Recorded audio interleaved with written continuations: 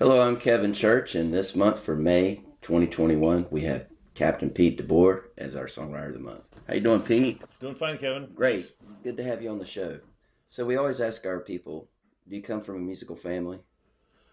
Sort of. My couple of uncles, my dad's twin brother, Uncle Pete, who I'm named after, was a honky-tonk piano player.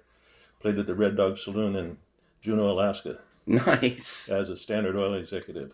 Oh, wow. That's pretty cool. So tell us about your songwriting journey. Like, okay, your uncle was a... My songwriting journey is really short, just a couple of songs. I do a lot of covers, but the one that I'm going to do today happened after an encounter with a couple of old Coast Guard shipmates when I was in the Salt Lake City airport, and they were coming down from Bristol Bay after fishing, and they were on their way to Cancun. They were nasty, they stunk. They had been drinking champagne in first class all the way from Anchorage, stopped at Salt Lake City, and then they were on their way to Cancun.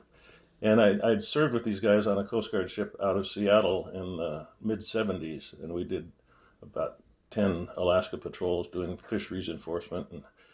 And they got out of the Coast Guard and went into professional fishing.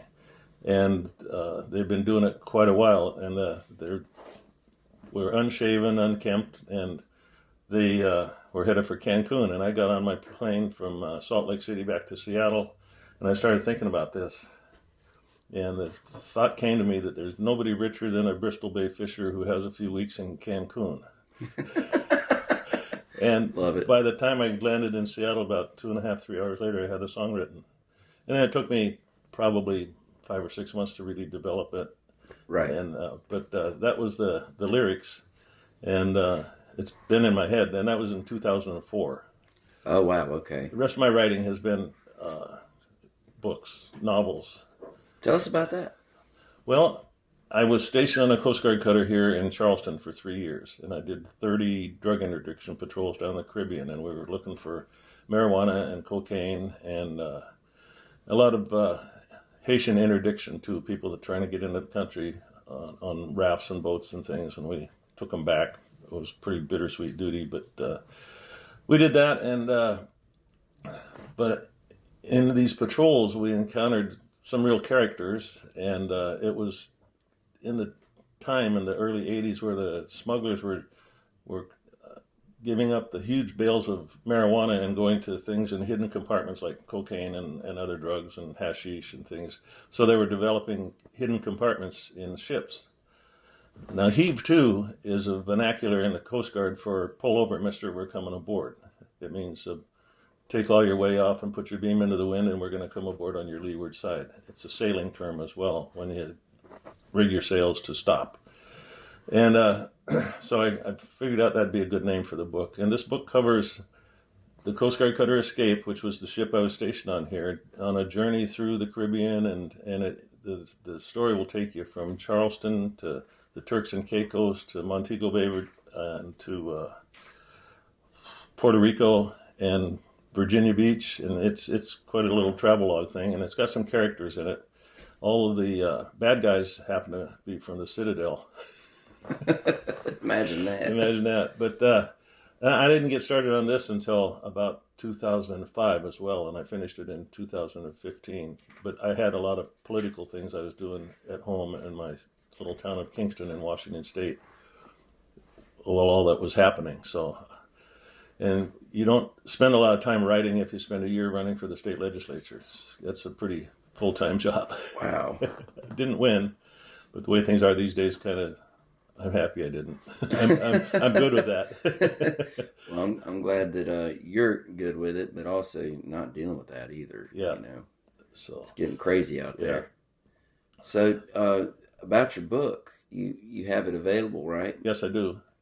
It's on the shelves down at the Charleston Historic Foundation on Meeting Street, and I'm on Amazon. You just look up Pete DeBoer and Heave To, and it's there. And I always pack a few around because I sell more off of bar stools than anything else.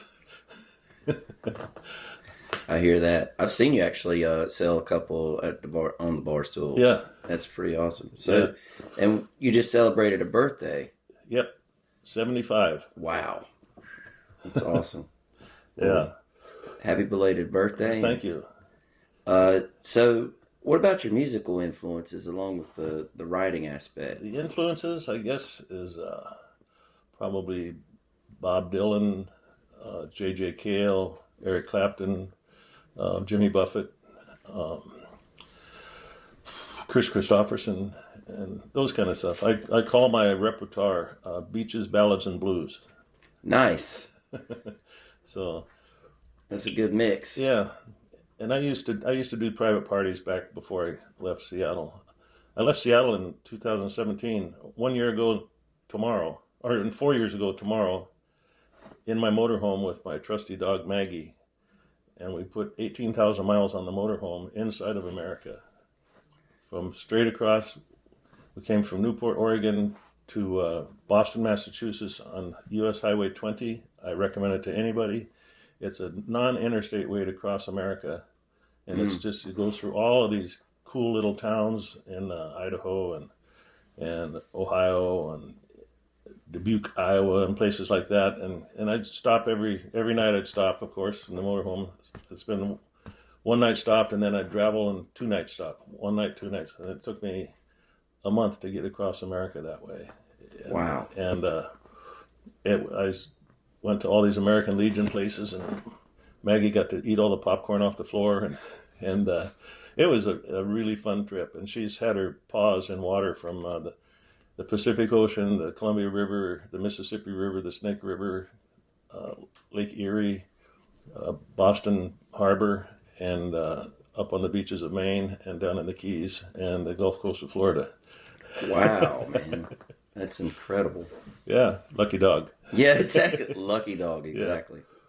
So, tell us more about your stint in the Coast Guard, just a little bit. Well, I enlisted in November of '64, right out of high school, and I wanted to join the Coast Guard because of a couple of things. I admired the Coast Guard guys on hydroplane races in Lake Washington when I was a kid. I had a little speedboat. I'd go out there and watch these guys.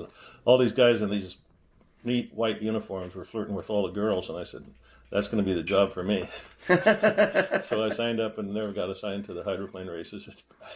But I had some great duty. I enlisted, went to hospital corpsman school, and then I did some work on a buoy tender in the San Francisco Bay Area. I worked in the clinic, and then I got to go to a Loran transmitting station on the Costa Brava in Spain, right on the Mediterranean, high on a big bluff overlooking this beautiful beach.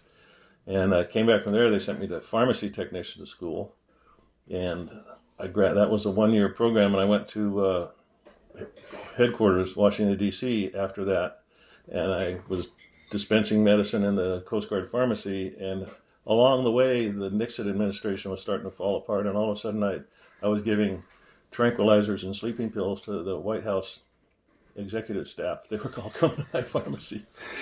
Oh my goodness. And then Eagle Krogh, who was the head of the White House plumbers, came to me one day and he said he was getting something to keep him awake or keep him down. He said, you better turn the TV on because Mr. Dean is talking on Capitol Hill right now and the whole thing's falling apart. I left there and went to Officers Candidate School. I had lots of nice recommendations from White House staffers. And I got into OCS and left there. Then I went to Seattle and got on this big white ship, the Coast Guard cutter Boutwell, 378 feet long, and did Alaska patrols and exercises with the Navy in the Pacific. And I got off of there and went to be staff officer in Seattle for a couple of years. And I got to go to all of those little boat stations along the coast because I was the training officer. And I rode all those Cape Disappointment and riding the surf boats where they do the surf boat training and everything. And yeah, I got to go there once a year for 2 years and hit every one of those stations. After that, I went to Germany to be the commanding officer of a Loran station on the North Sea.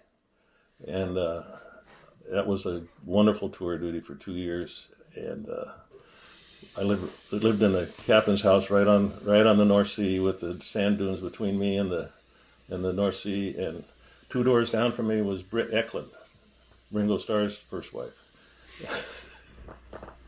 And but it was the first Loran station where I really picked up a guitar and started to learn how to do it, and that's where I got started having a guitar, and I've not been without one since. And there was a time in Seattle, in my condo in Washington State, that I had 7 or 8 of them.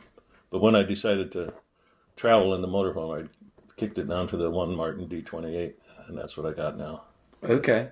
So we're going to be using that today. You're Yes, playing that with us. Yeah. Mm-hmm. It's awesome.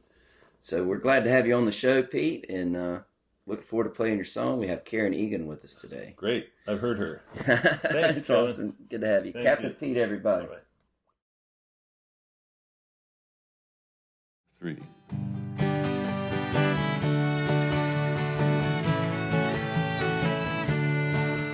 We were down at Luigi's, dreaming about Fiji, and in walks 3 guys from the beach. They ordered 6 Cuervos and nachos and huevos and a 6-pack of beer, 2 for each. They needed a shave, new shirts and a haircut, but first they had breakfast at noon. Took care of their hunger, tipped the waitress $100 and promised to come back real soon. They left Anchorage last midnight and it was a great flight, champagne in first class all the way. But their clothes are still sour and they need a shower, and they'll be ready to play. 'Cause nobody's richer than a Bristol Bay fisher who has a few weeks in Cancun. The Cold North's their workshop, Campeche's the first stop. They gotta go back way too soon. Well, a couple hours later we were down at the Gator, and in walks our friends from the north. New shirts, shorts, and sandals, and they're lighting candles, 'cause they'll be here way past dark. Oh, the Cold North was rough this year, rough as a cob, yes sir, but the catch was as good as it gets. And the bills are all paid now, they're looking for somehow to make up for all that they missed. 'Cause nobody's richer than a Bristol Bay fisher who has a few weeks in Cancun. Cold North's their workshop, Campeche's the first stop, and they gotta go back way too soon.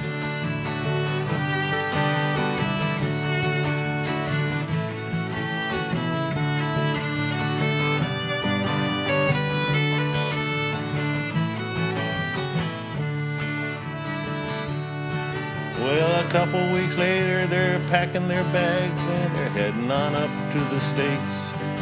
They spent 25 grand and they're looking real tan. The happiness shows in their face. They're leaving behind some sad-faced Chiquitas, but it don't seem to bother them much. They promise them all they'll be back real soon if the fishing is good up in Dutch Harbor. Because nobody's richer than a Bristol Bay fisher who has a few weeks in Cancun. Cold North's their workshop, Campeche's the first stop, and they gotta go back way too soon. Yeah, nobody's richer than the Bristol Bay fisher who has a few weeks in Cancun. Nobody's richer than those Bristol Bay fishers who have a few weeks in Cancun. How was that?